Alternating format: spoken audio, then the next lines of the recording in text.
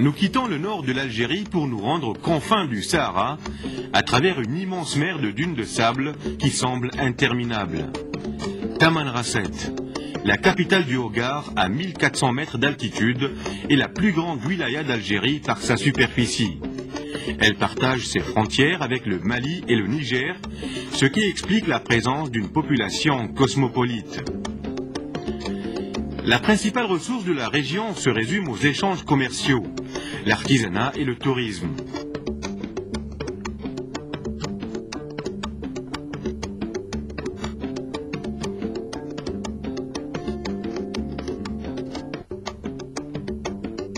Maniant les outils avec une grande aisance, les petits artisans travaillent l'argent, le cuivre et le cuir avec une étonnante dextérité.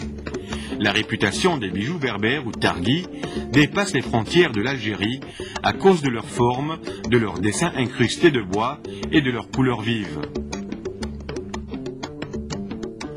Le Hogar, appelé Ahagar par les Touaregs, correspond à peu près à une énorme boutonnière de socle d'une superficie au moins égale à celle de la France, si originale et si étrange qu'il attire l'attention de nombreux voyageurs de tout pays et de toutes catégories. Il est classé pour ses richesses archéologiques, pariétales, historiques, faunistiques, géologiques et paysagers d'importance nationale et internationale. Ces sites archéologiques datant de 600 000 à 1 million d'années témoignent des premières manifestations humaines et préhumaines. L'existence de dizaines de milliers de gravures et de peintures rupestres, de grottes, de sites préhistoriques font de l'Ahagar un immense musée à ciel ouvert.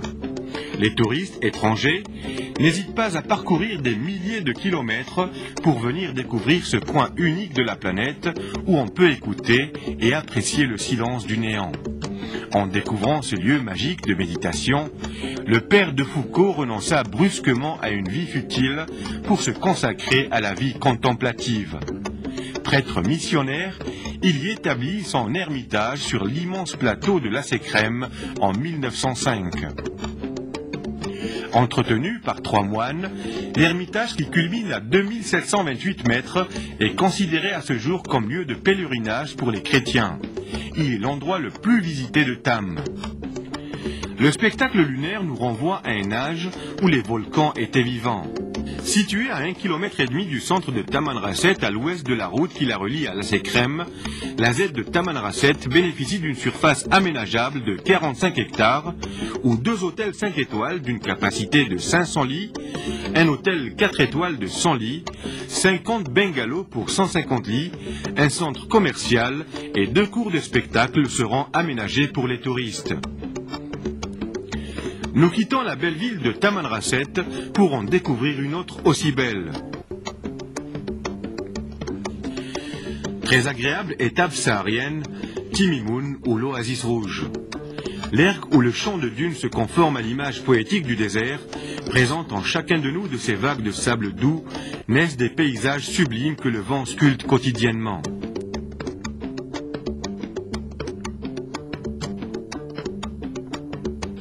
Brusque étendue verte, telle une tache qui macule le désert, la palmeraie couvrant plus d'une centaine de kilomètres de long est sûrement l'Éden du Sahara, abritant d'autres arbres fruitiers tels que le figuier, l'amandier, le grenadier et la vigne. Des portiques de style dit soudanais ornent les rues de la ville. Sa population, habillée d'amples vêtements sahariens, en font un lieu de séjour très attachant. L'eau vive court dans toutes les directions, canalisée par un savant réseau de rigoles unique au monde. Jaillissant des Fogaras, à la base de la falaise qui porte Timimoun, l'eau est répartie à bon escient grâce à un système de peignes ou de râteaux de pierre, d'où s'échappent de multiples rigoles. Entretenus quotidiennement, les palmeraies et l'agriculture en général occupent une grande place chez les habitants.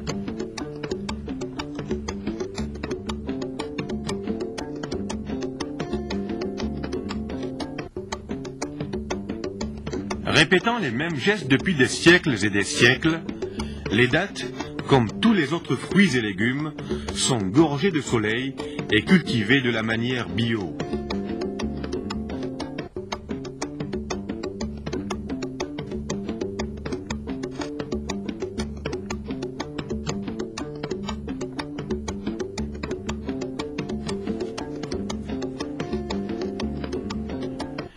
Construit en tourbe et en argile rouge et de troncs de palmiers servant de piliers, de poutres, de portes et de toitures, les qsours à Timimoun sont des habitations typiques de la région.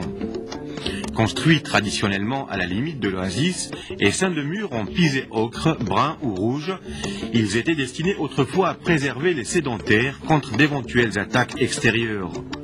Leur architecture ingénieuse sert aussi à préserver les habitants de la chaleur en maintenant une température ambiante. Déambulant au fil des ruelles étroites et tortueuses, les habitants vaquent à leurs occupations. Ici, la vie suit son cours, le Coran et le calcul y sont encore enseignés à l'ancienne, sur des planchettes, dans des médersas comme dans le temps, même en période de vacances.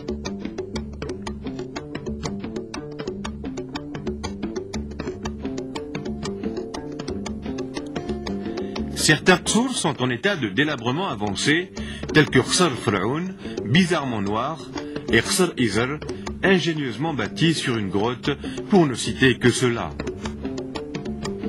Pour préserver les qsours qui représentent un patrimoine national, une politique de restauration des qsours a été entreprise. Recouverte il y a des millions d'années par la mer, Timimoun recèle d'énormes vestiges archéologiques. C'est un véritable laboratoire pour les chercheurs en paléontologie, en anthropologie ou en géologie.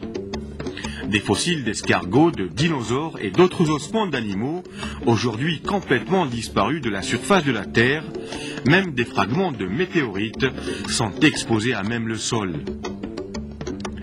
L'évolution de l'homme préhistorique depuis sa création est très présente. Des armes tranchantes de toutes formes qui lui servaient autrefois à chasser le gibier sont trouvées avec une aisance incroyable. À Timimoun, tout reste encore à découvrir. Située à 2 km de l'aéroport international de Timimoun, la ZED de l'Est, d'une superficie totale de 94,59 hectares et donc 47,27 sera constructible. Le programme d'investissement touristique comprendra 3 hôtels 4 étoiles d'une capacité de 750 lits, 50 bungalows pour 150 lits, un centre commercial et 2 cours de spectacle.